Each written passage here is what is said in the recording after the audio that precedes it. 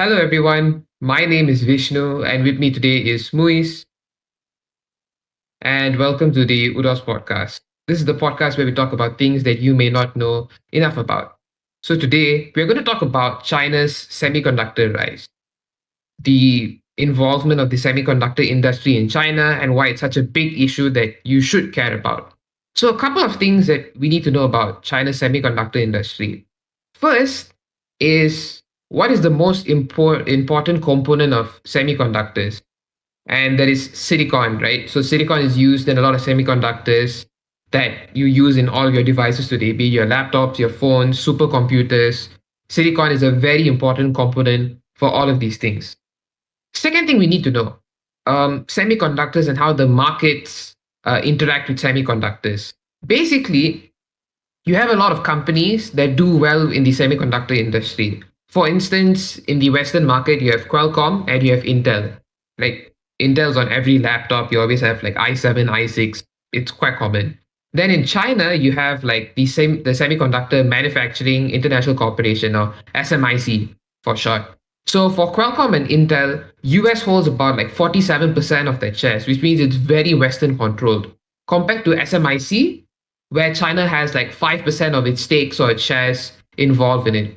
So these are the two big companies that we're going to talk about in this podcast session, pretty much. Third thing you need to know is that China, as of late, is investing a lot into the semiconductor industry. So we're talking about trillions of dollars, and the level of emphasis that China is putting on the semiconductor industry is really, really high. Like it's almost the levels of emphasis that China is putting in their atomic bomb program. So if you haven't heard about it, don't worry, because you also haven't heard about this semiconductor rise either. Fourth thing you need to know. So Taiwan has a semiconductor company called the Taiwan Semiconductor Manufacturing Company, or like TSMC. We're going to use acronyms a lot today. So what you need to know is that right now in 2020, 2021, there is a global shortage of semiconductor chips. And TSMC, the biggest provider of semiconductor chips, is facing a difficulty to meet this demand. There's a shortage of chips, right? And these people, they don't just produce like simple chips that you use for like your toaster, your oven. They produce the most complex and expensive chips that you use for all your devices or all the like supercomputers that exist in the status quo. So the thing is right now is that there is a shortage of chips. So what a lot of countries want to do right now is they want to remove this reliance on TSMC for those chips. So today we're going to talk about how China specifically wants to remove their reliance. But before going any further, we need to understand, first of all, how chips are made. Movies, take it away. Right. So regarding how chips are made, I'm not going to get to like the technical details of how specifically they're made and the all the engineering stuff behind that, because that's just not my field. But what I'm going to explain right now is probably just like the value of those chips and how like significant it is, such that we understand specifically in status quo why this global shortage happened in the first place, right? But I'm sure Vishnu will explain that later. So, like how semiconductors or how these microchips are made is, like Vishnu has said before, it is using silicon, and it involves a lot of logistics. So you get silicon from one place and then you get it to these factories. So what are these factories? These are like fabrication plants or foundries, and these are where your chips are made. But what we need to understand about like these foundries is the fact that they are very big investments. Like depending on the size of the factories or the like foundries, it takes at least $7 billion to make the smallest size of foundries that are existing right now within status quo. The largest that we have, like probably TSMC, is almost $15 billion in status quo, which means the value also goes up along with time, also depending on how TSMC is also going to develop their industry and their development in comparison with other industries or other companies within the industries. So like these foundries are very big, and they also take a lot of time to actually get it running, to actually get it production very well, because you require a lot of manpower to develop it, and you also require a lot of manpower to operate it. The expertise behind it is very significant. Like, it's not just your casual person operating behind these computers. So because these like chips are so sensitive, because they're so small, they exist in every computer that you have, every cars. Like, one batch of chips takes almost 6 months to make, right? And that's quite a significant amount of time, especially when you put it into comparative of all the products that require chips. So how our chips initially started is the fact that these foundries do not make their own chips, but they just make chips that are like designed by other companies. Take AMD, Intel, or BOS. These are all American companies. So they send their own design to these factories to make their chips. So the only factory or foundry that can happen right now, at least to my knowledge, is TSMC, because TSMC has the greatest infrastructure to make all of these different kinds of chips for all of these different companies. So in the 6 months that it takes to make one batch of chips, it requires the production, it also requires the testing, and then it requires the repackaging of like the semiconductors. And then that is just the semiconductors in itself and not the final product. For example, if you want to make a gaming laptop, it also like already takes 6 months for you to get your chips, and then it's going to take another like 3 or 4 months for you to make your own laptop, for example. So that's why you really see this increasing trend of a global shortage of these, but Vishnu will explain that later. So all in all, like, the whole system is very comprehensive, it's very complicated, requires a lot of money, requires a lot of time, and like, because of the pandemic or the increase in demand, like, all of these factories are like at max potential. They just don't have any more space for new orders, and ultimately it all becomes something that people just can't adapt well enough to, which ultimately leads to this like global shortage, right? So I've been mentioning global shortage again and again, right? But maybe we can have Vishnu explain a bit, like, why does this global shortage actually happen, right? Because we already know how chips are made. So how can we from that understand why these shortages happen? So before we talk about shortages, right, I'm just going to talk a bit more about the logistics that Moise talked about. One thing is very important, that even though these factories take a long time to build, they need a lot of investment, the production of it is extremely long. There's also a threshold of how much chips that a foundry can hold. So for instance, a foundry can only hold up to like 720,000 chips, or it's around that figure. I'm not good with numbers, all right? But basically, there's a limit to how much these foundries can hold. So if there's a limit to how much these foundries can hold a year, then it's very difficult to change with like demands of the market that shift like every few minutes or so. So let's talk about the global shortage. Why did this global shortage exist in the first place? There are a lot of reasons. So the first reason is the increase in demand for chips in general, right? We put this to three things. First is cause of COVID, right? Because of COVID, everyone has to stay at home. If you have to stay at home, you have to use more devices.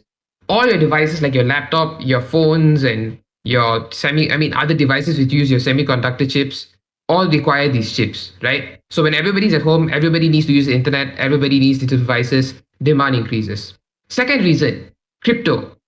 When you use crypto, you need supercomputers, right? So whenever you're building like these mining factories, you need all of these semiconductor devices to run these semiconductors to mine the Bitcoin, to get the Bitcoin.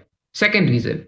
Third reason is 5G technology, right? So if you've forgotten, because of the pandemic, 5G technology is a very big thing. And in order to accelerate the development of 5G and how like widespread it is, you also need a lot of semiconductors.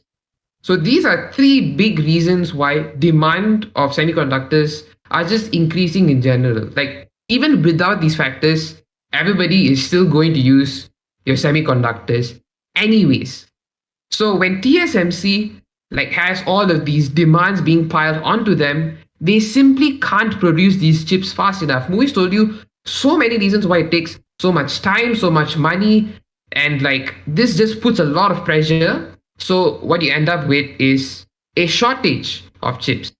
Number two, so movies talked like a couple of times about TSMC, the Taiwan Semiconductor Production Company, right? And TSMC is located in Taiwan. Taiwan has also had like a couple of natural disasters plus COVID. So if they have like these disasters like your floods, your landslides, and COVID happening, you have to one shift money to cope with these disasters and like the pandemic. But two is that because of these disasters and pandemics, you don't have people working in the company to cope with this high demand of semiconductors you need. Number three is other than Taiwan, even in other countries, your chip foundries are suffering. For example, in Japan, they have like one of their chip foundries and it had like a fire. So knowing the demand, right? If any company slacks or if any company can't produce at the same level, the shortage demand like just grows and grows over time. Fourth, and we're going to talk about this in a lot of detail. US and China have a trade war. I'll just leave it there. Later, we're going to talk about what this trade war looks like, why it happens, all the intricacies. Five is TSMC is one of the biggest producers and one of the sole producers of the most complex and the most expensive logic chips or the semiconductor chips, right? So let's put it into perspective, right? Like this company is like so ahead of all their competitors in terms of producing like the latest chips that everybody wants to buy their chips from them. Even China, even the US, around the world. Taiwan's as TSMC is so in demand. So when there's a shortage, right? And like the whole world has to depend on TSMC, you force a lot of industries into shutdown. For example, if TSMC can't give Intel all the chips that they need, Intel will have to go under shutdown because it cannot cope with the demand that all of its customers want. Basically, there's so many reasons why there's a global shortage of chips. But we're not going to talk about a lot of other countries because if not, this session will go on like for a day. But we're only going to talk about China specifically and why China is trying to handle this shortage of chips a bit differently than the rest of the world. Movies, talk to me about this. Okay, right. So we recognize that the global shortage like happened because everyone was incredibly reliant upon specific countries to produce the most like advanced logic chips, right? So China, like adapting to the situation, like trying to also build China's own industries and trying to like become one of the global technological giants in the world, like China has like many reasons on why they want to develop their own independence, like also with many other countries. But primarily China is because China is also very large in other aspects, especially in terms of geopolitics with other countries.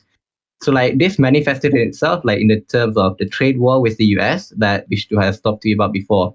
So let's just delve a bit into this, right?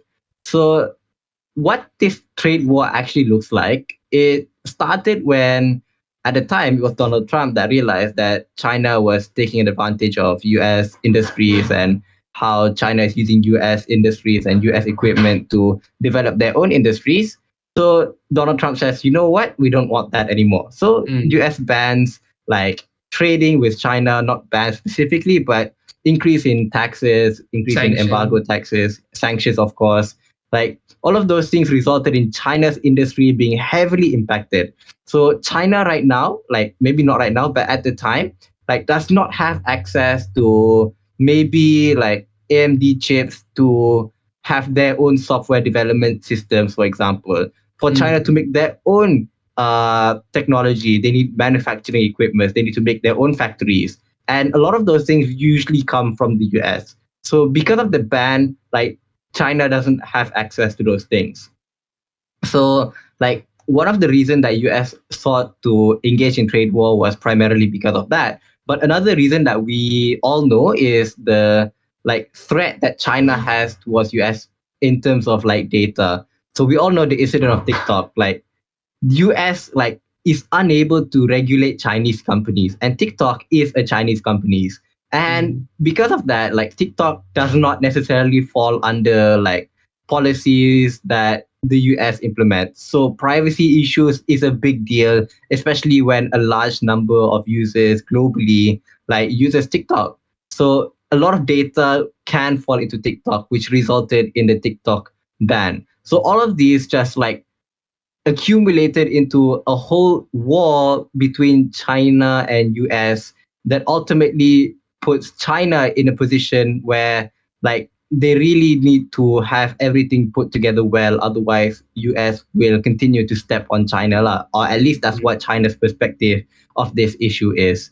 So what we can already see the effects are is the fact that Huawei, for example, a Chinese company, is already facing like losses, like they're not able to make as much profit, at least compared to before the trade war.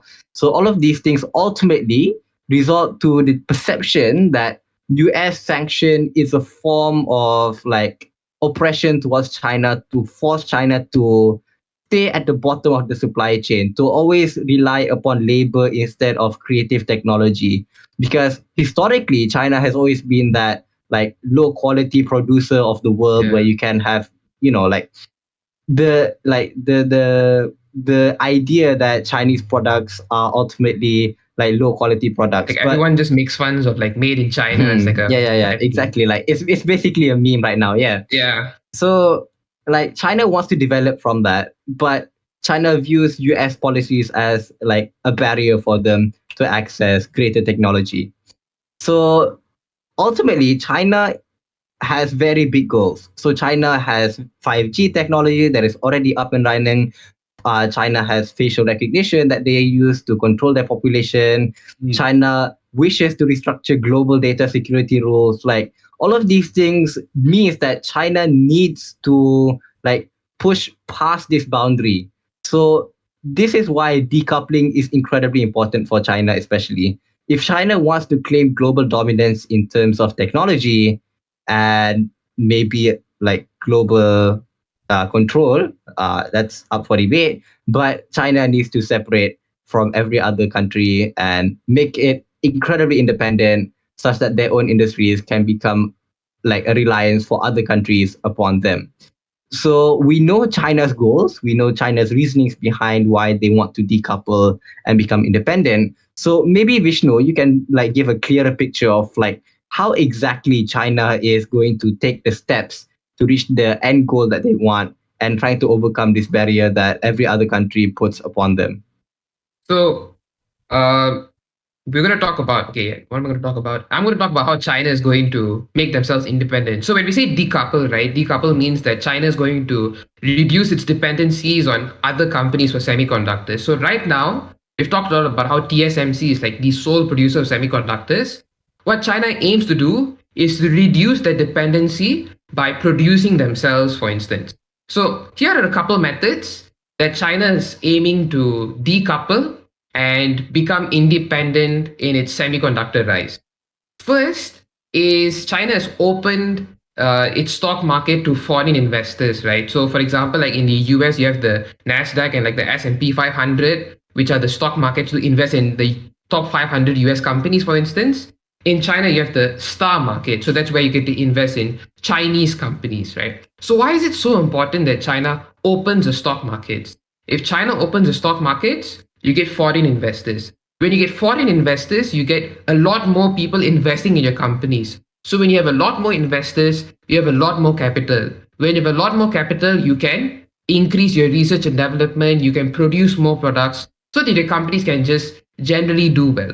Second is that China is invested in SMIC. Remember the Chinese company we talked about? Yeah, that company. So China is invested in their own version of semiconductor producers to have more foundries, to basically produce much more complex chips for China, right? But here's the problem.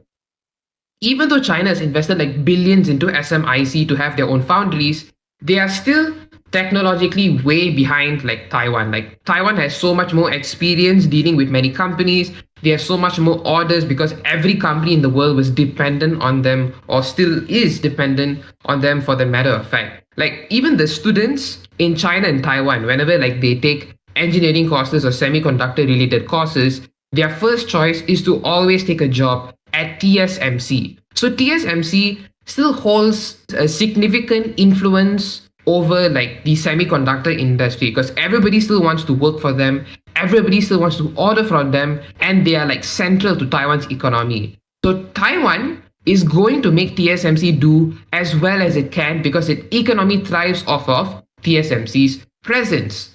So China right now recognizes TSMC is not just someone we depended on, but now they are our competitor. So, how does China try to deal with its competitors?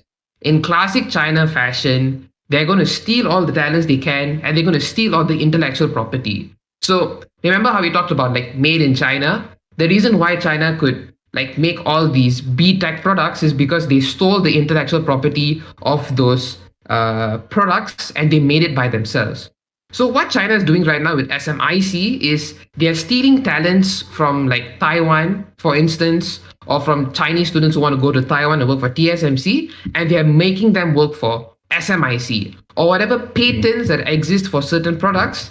SMIC is stealing those intellectual property and using it to make their own devices. So this is how they attempt to compete with TSMC. The last thing that China is doing is, in classic China fashion, they also threaten Taiwan. So everyone knows that Taiwan is important in this production, right? So China is always threatening, oh, we might invade you, we might put sanctions on you, we might increase our military presence in between the ocean that separates our borders. So these are all tactics that China is using to instigate Taiwan, so people are less likely to buy their products. So people are less likely to invest in TSMC to give them the economic power that they become today. So these are all the steps that China can take to improve on itself when it's decoupling from TSMC and various other companies as well.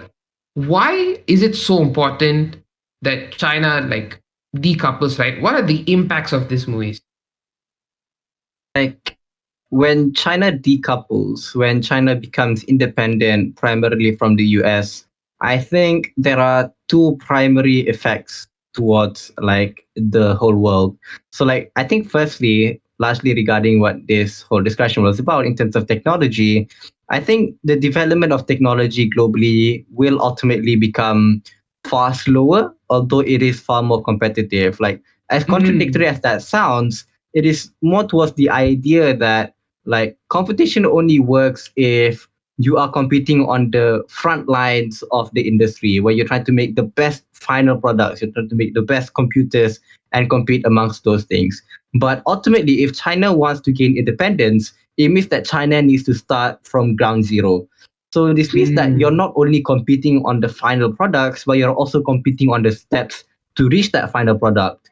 And in most circumstances, and what will most likely happen is the fact that China's development will ultimately become redundant in terms of the technology, in terms of the infrastructure that is required to manufacture all of these technologies, like are already made by US. And if China would have access to those things, then China could, place more importance or emphasis on the final product, which allows for a greater competitive environment.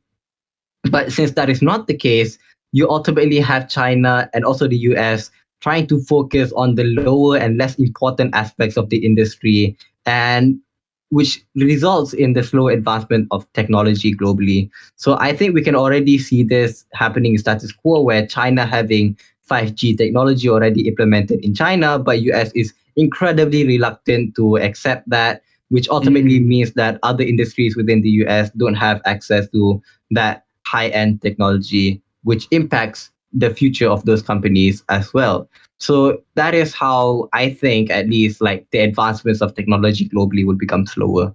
But talking about like the second effect is not to say that polarization or like other countries either having to follow China or US in a black or white world does not already happen right now. The fact that this already happens, polarization already happens, but like China's independence will only further catalyze that, and is an mm, incredibly large contributing factor. So, like, let's take electronic vehicles, for example. You have EV in China, which China is investing in, the company called NIO, which is rivaling Tesla in the US. Like, both of these are at the forefront of the industry of EV. But Tesla is in their own direction, NEO is in their own direction. So the rest of the world now has a choice on if they want to follow Tesla or if they want to have like Neo. NEO populating their country. So like this like heavily emphasizes on the fact that you either side with US and every other US company, or you side with China and every other Chinese company. So this polarization might not seem incredibly harmful, but it definitely has an effect in many other aspects of trade, for example, or maybe even military conflicts or the geopolitics of how the world will like operate. So Mm. those are the two effects that primarily will happen as a result of China's decoupling in terms of technological dependency. You have slow advancement of technology, and you have the polarization of the world into black and white. So I think those are the two effects. Vishnu, do we have anything else to add? Mm, I think the most important conclusion to take away here is this, that in a lot of industries right now, many countries are trying to be protectionist. Protectionist meaning they're trying to manufacture their own goods. They're trying to have trade wars with other countries. They don't want to buy things from other countries. And this is an example of why China attempting to be protectionist with their semiconductor industry is not just harmful to the semiconductor industry, but how it has global effects in terms of competition, in terms of having the latest technology come about, and how countries have to choose between China and US. This is how it impacts our choices as Malaysians about the products that we opt to buy in the near future, or the products that we could end up buying. And there you have it. This is the session where we talked about China's semiconductor rise. Huge shout out to our references. Link will be in the description. If you like this podcast session, give it a likes. If you didn't like it, click the like button twice.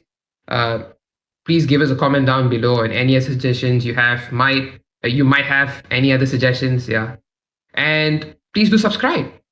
With that being said, thank you for watching this session and see you in the next episode. Goodbye. Bye, everyone.